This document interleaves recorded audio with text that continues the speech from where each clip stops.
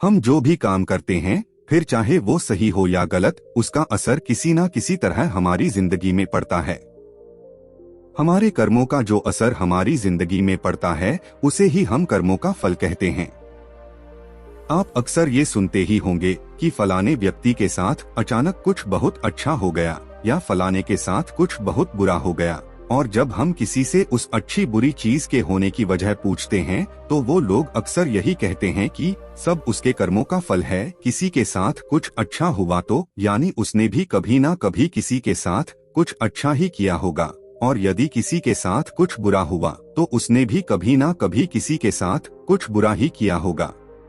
कर्मों के फल से कोई भी इंसान कभी नहीं बच सकता। आज नहीं तो कल हमारे कर्मों का फल हमें मिलता ही है। कर्मा भी कुछ ऐसी ही है। ये कहानी आपको सिखाएगी कि किस तरह हमारे कर्म हमारा पीछा करते हैं और अंत में वो उसका फल भी हमें दे देते हैं। ये कहानी आपको काफी पसंद आएगी और इससे मिलने वाली सीख आपकी जिंदगी और मन में बहुत गहरा असर करेगी। इस प्रेरणादायक कहानी की सीख को समझें और उसे जिंदगी में अपनाने की पूरी कोशिश करें। लेकिन इससे पहले कि आप वीडियो में खो जाएं, चैनल को सब्सक्राइब और वीडियो को लाइक करना ना भूलें। एक बार गौतम बुद्ध से उनके एक शिष्य ने पूछा, गुरुजी कृपया हमें बताएं कि कर्म क्या है। गौतम बुद्ध ने अपने शिष्य से कहा कि कर्म को समझने के लिए मैं तुम्हें एक कहानी सुनाता हूँ। इस कहानी से तुम समझ जाओगे कि कर्म क्या है। बुलंदशहर का राजा घोड़े पर बैठकर अपने राज्य का भ्रमण कर रहा था। चारों तरफ भ्रमण करने के बाद वह एक दुकान के सामने आकर रुक गया। रुकने के बाद राजा ने अपने मंत्री से कहा कि मंत्री जी, पता नहीं क्यों, लेकिन लगता है कि इस दुकानदार के लिए कल ही फांसी की सजा सुना दूं, इसे मृत्यु दंड दे दूं। मंत्री राजा से इसका कारण पूछ पाते, इससे पहले राजा आगे बढ़ गए।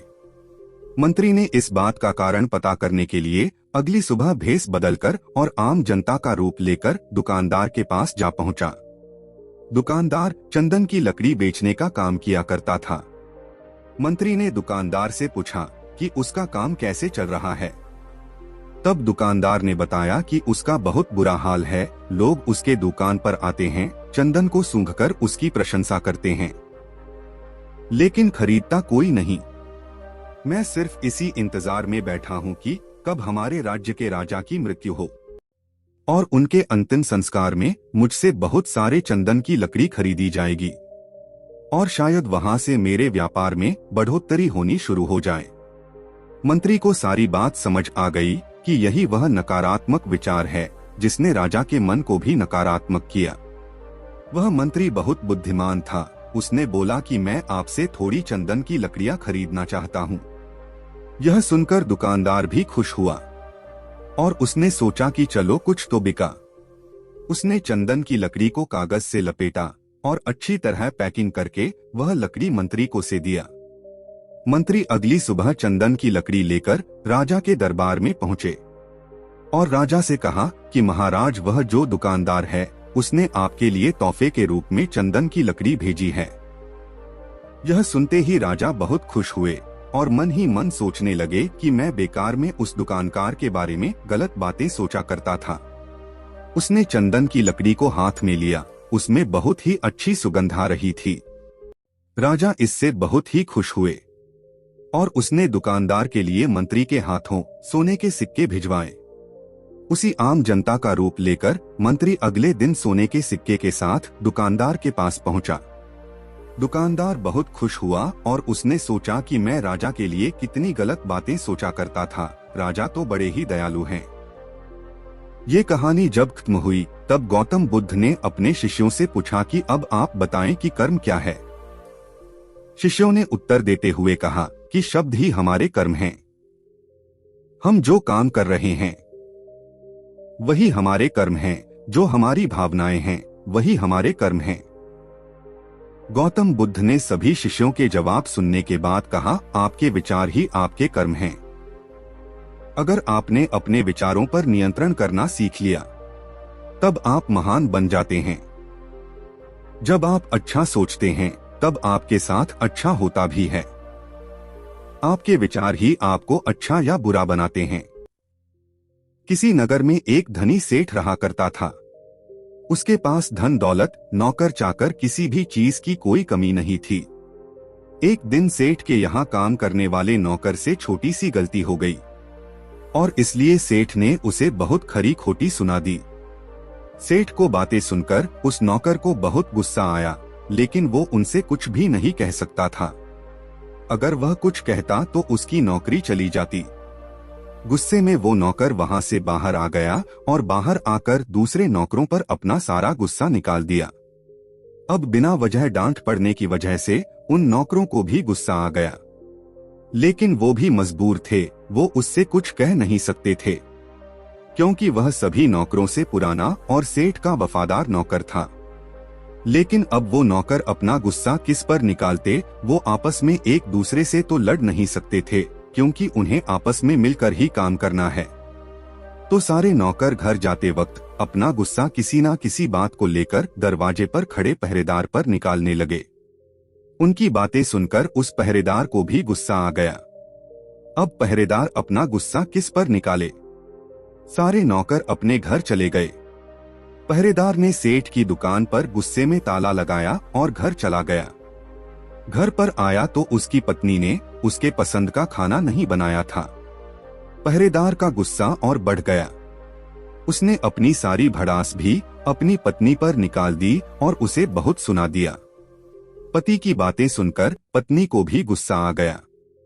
वो अंदर गई और उसने अपने बच्चे को एक जोर का थप्पड़ मार दिया और बोलने लगी, पढ़ाई करता नहीं है और सारा दिन टीवी ही देखता रहता है। मम्मी से मार खाकर वो बच्चा गुस्से में घर से बाहर निकल गया। बाहर आकर उसने एक पत्थर उठाया और अपना गुस्सा निकालने के लिए उसे आसमान की तरफ फेंक दिया।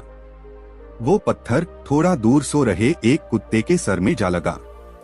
कुत्ता गुस्से में उठा और उसने इधर उधर देखा तो उसे दूर एक आदमी दिखाई दिया। कुत्ते ने सोचा कि पत्थर इसी ने मारा होगा।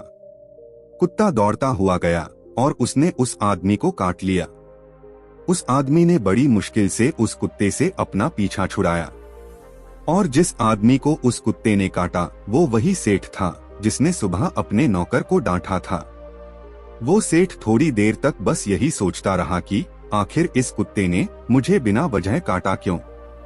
रोज तो ये मेरे पास दुम हिलाता हुआ आता था, लेकिन आज इसे ऐसा क्या हो गया जो इसने मुझे काट लिया? मित्रों, इस कहानी से आप समझ गए होंगे कि कर्मों का फल हमारा पीछा नहीं छोड़ता। जाने अनजाने में कितने लोगों के साथ बिना वजह गलत व्यवहार करते हैं, जिसकी वजह से दूसरे परेशान होते हैं और कितनों का तो बहुत नुकसान भी हो जाता है। पर हमें तो उसका अंदाजा भी नहीं होता, क्योंकि हम तो अपनी मस्ती में ही जीते हैं। पर ऊपर वाला सब देखता है और वो हमारे कर्मों का फल किसी और तरीके से हमें जरूर देता है। इसलिए जिंदगी में बहुत जरूरी है कि आप दूसरों के साथ अच्छा व्यवहार करें, हर किसी की परेशानी को समझें, किसी के साथ बुरा ना करें, क्योंकि जैसा बीज हम बोते हैं वैसा ही फसल हमें मिलता है। आप जैसा दूसरों के साथ करेंगे वो किसी न किसी रूप में आपके पास लौट कर आ ही जाएगा। फिर चाहे आप किसी को नफरत दे या फिर प्यार, जिंदगी को बिना लड़ाई झगड़ों के भी जिया जा सकता है। किसी को अपने गुस्से से समझाने से बेहतर है कि आप उस बात को प्यार से समझाएं। हमेशा याद रखें, अच्छे कर्मों से ही इंसान महान बनता है। अच्छे कर्म करने के लिए हमें किसी ट्रेनिंग की जरूरत नहीं पड़ती है, बस हमें अपनी सोच और समझ को अच्छा करना होता है। आशा है आपको आज की ये कहानी पसंद आई होगी। मिलते हैं अगली कहानी में। धन्यवाद।